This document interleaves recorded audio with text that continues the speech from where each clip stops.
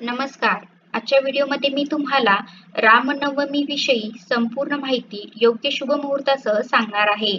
सोबतच या दुर्मिळ योगायोगाचा लाभ आपण आपल्या आयुष्यात कसा करून घेऊ शकतो, तसेच रामनवमीच्या दिवशी कोणते विशेष उपाय करायचे याबद्दलची संपूर्ण माहिती सांगणार आहे.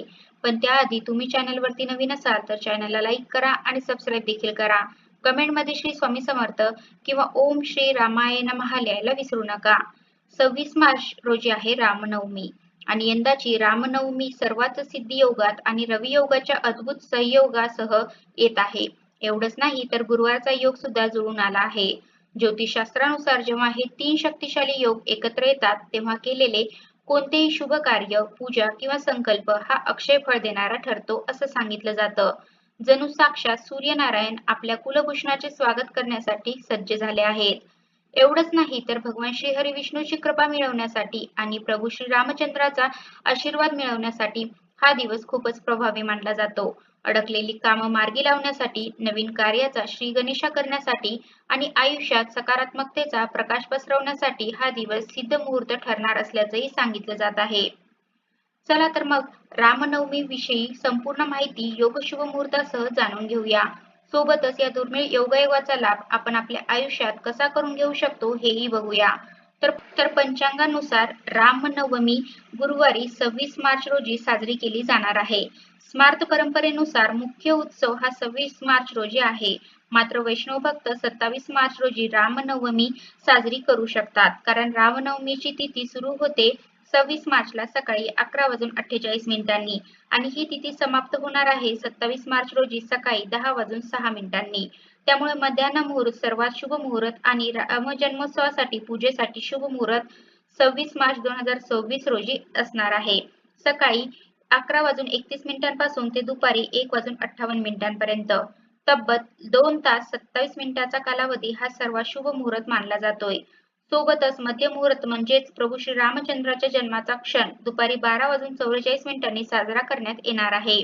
मुंबई महाराष्ट्रासाठी दीर्घ पंचांगानुसार ही अचूक वेळ असणार आहे.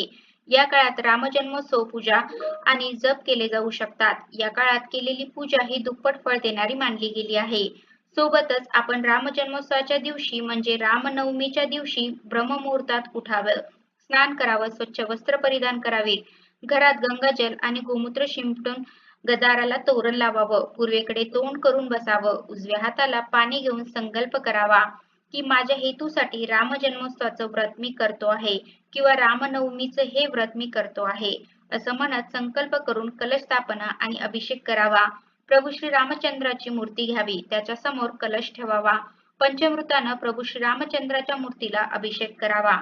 आपल्याकडे रामाची मूर्ती नसेल तर बाळ श्रीकृष्णाच्या मूर्तीला आपण अभिषेक घालू शकता. त्यानंतर तुळशीपत्र, चंदन लावून वस्त्र आणि फुले अर्पण करून पंचोपचारे किंवा षोडोपचारे पूजा करावी. पूजा झाल्यानंतर आपण ओम श्री रामाय नमः, ओम श्री रामाय नमः या मंत्राचा 108 वेळा जप करावा. शक्य असेल तर रामरक्षा स्तोत्र किंवा रामचरित्र मानस बालकांड वाचावे. किमान आपण 11 वेळा हे वाचन करू शकता. मध्यान्ह मुहूर्तात म्हणजे प्रभू श्री राम जन्मोत्सवाच्या वेळी सकाळी 11:51 पासून ते दुपारी 1:58 दरम्यान आपण शंख वाजवून प्रभू श्री रामचंद्राचा जयघोष करू शकता. रामाची मूर्ती पाण्यात ठेवून आपण यावेळी रामजन्मोत्सव सुद्धा साजरा करू शकतो. रामजन्मोत्सवाचा विधी पार पडला की कापूर किंवा तुपाचा दिवा लावून प्रभू श्री रामचंद्राची आरती करावी, नैवेद्य दाखवावा आणि प्रसाद वाटप करावा. हा विधी आपण घरच्या घरी अगदी सोप्या पद्धतीनेही करू शकता. याचबरोबर रामनवमीच्या दिवशी काही विशेष उपाय केले जाऊ शकतात. ते म्हणजे दिवसभर राम राम किंवा ओम श्री रामाय नमः या मंत्राचा जप करू शकता. यामुळे सर्व संकट दूर होतात. सकाळी आणि संध्याकाळी रामरक्षा स्तोत्राचं पठण करू शकता. यामुळे रोग, भय, शत्रू नष्ट होतात आणि या दिवशी दान केल्याने पुत्रप्राप्ती आणि समृद्धीसाठी आशीर्वाद मिळतात. एवढंच नाही तर आपण शुभ मुहूर्तात किंवा जन्म मुहूर्तात प्रभू श्रीरामचंद्राचा पाळणा हलवण्यानं संतान सुख मिळतं असंही सांगितलं जातं. या दिवशी बालकांड ऐकल्याने मन शांत होतं आणि आयुष्यात यश येतं. त्याचबरोबर अनेक जण या दिवशी निर्जला व्रतही करतात, रामरक्षा स्तोत्राचं पठण करतात. आपण सुद्धा या दिवशी संतान प्राप्तीसाठी निर्जला व्रत करू शकता आणि 11 वेळा रामरक्षा स्तोत्राचं पठण करू शकता. धनसमृद्धीसाठीही काही उपाय आहेत. ते म्हणजे प्रभू श्री रामचंद्रांना चंदन आणि पिवळी फुलं अर्पण करावी आणि ओम रामचंद्राय नमः या मंत्राचा 108 वेळा जप करावा. यामुळे घराची भरभराट होते असं सांगितलं जातं. त्याचबरोबर आरोग्यासाठी अगदी साधा आणि सोपा उपाय आहे तो म्हणजे तुळशीपत्रासह प्रभू श्री रामचंद्राच्या 1008 नावाचा नामजप करावा. एवढंच नाही तर या दिवशी हनुमान चालिसाचं पठण करून सोबतच रामरक्षा स्तोत्राचं पठण करून आपण शत्रुनाशासाठी हा उपाय करू शकता. मात्र या दिवशी हे व्रत करत असणाऱ्यांनी किंवा कोणीही रामनवमीच्या दिवशी भांडण करणं टाळावी. खोटं बोलणं टाळावं, दान करावं आणि प्रभू श्रीरामांची आदर्श डोळ्यासमोर ठेवून कार्य करावे. यामुळे आपल्या घरात आनंद, शांती आणि समृद्धी येते असं सांगितलं जातं. त्याचबरोबर रामनवमीचा उपवास अनेक जण करतात. हा उपाय किंवा हे व्रत केवळ शरीर शुद्धीसाठी नाही तर मन शुद्धीसाठी सुद्धा केलं जातं. आपणही आपल्या शक्तीनुसार निर्जला किंवा फलाहारी उपवास या दिवशी करू शकता. आता या उपवासात काय खावं आणि काय टाळावं तर साबुदाणा वरईचा भात, बटाटे, फळे आणि दूध आपण हे खाऊ शकता. मात्र या दिवशी मीठ असलेले कोणतेही पदार्थ खाऊ नये. धान्य, कांदा, लसूण आणि सर्वात महत्त्वाचं म्हणजे या दिवशी क्रोध करणं टाळावं. असं म्हणतात की अन्नापेक्षा आपल्या शब्दांचा गोडवा असणं हेच प्रभू श्री रामचंद्रांना अधिक प्रिय आहे. त्याचबरोबर आधी सांगितल्याप्रमाणे अगदी घरच्या घरी आपण पूजा करू शकता.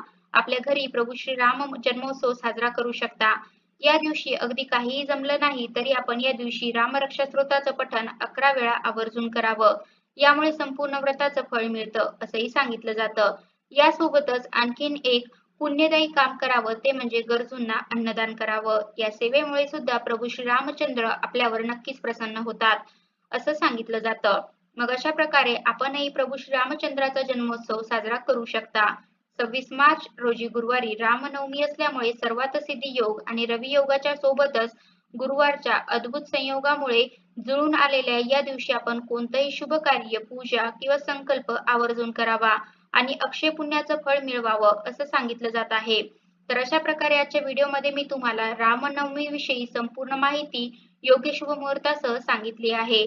सोबतच या दुर्मिळ योगायोगाचा लाभ आपण आपल्या आयुष्यात कसा करून घेऊ शकतो, तसेच रामनवमीच्या दिवशी कोणते विशेष उपाय करायचे आहे याबद्दलची संपूर्ण माहिती सांगण्याचा प्रयत्न केला आहे. कसा वाटला तुम्हाला माझा आजचा व्हिडिओ कमेंट करून नक्की सांगा. कमेंटमध्ये श्री स्वामी समर्थ किंवा ओम श्री रामाय नमः लिहायला विसरू नका. आणि हो, तुम्हाला हा व्हिडिओ आवडला असल्यास तुमच्या मित्रपरिवारांसोबत शेअर करायला विसरू नका. कारण ह्या व्हिडिओमध्ये मी तुम्हाला रामनवमी विषयी संपूर्ण माहिती सांगण्याचा प्रयत्न केलेला आहे. त्यामध्ये रामनवमीची पूजा कशी करावी, उपवास कसा करावा, शुभ मुहूर्त काय आहे, उपवासाला काय खावे, या दिवशी कोणते उपाय करावे याबद्दलची संपूर्ण माहिती सांगितलेली आहे. आणि तुम्ही सुद्धा तुमच्या घरी किंवा तुमच्या परिसरात अशाच प्रकारे श्री राम जन्मोत्सव किंवा रामनवमी अशाच प्रकारे साजरी करा. धन्यवाद.